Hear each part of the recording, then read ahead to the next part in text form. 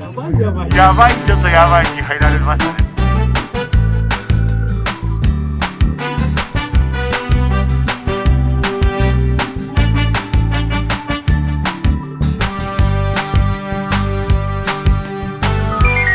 はいどうも、けんさん TV です。ということで、今回のけんさん TV の旅ログということで、7年ぶりに、名古屋に行ってきました。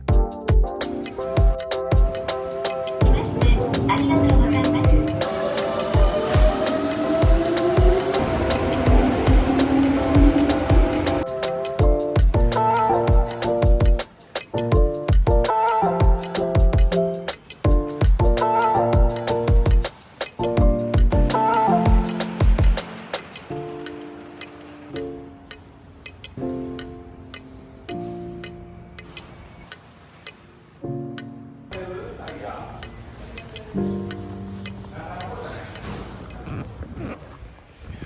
名古屋文具旅最新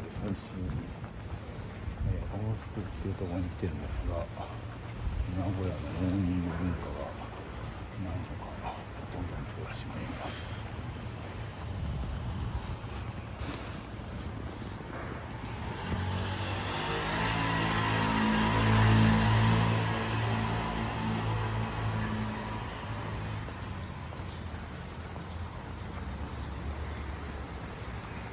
今8時58分。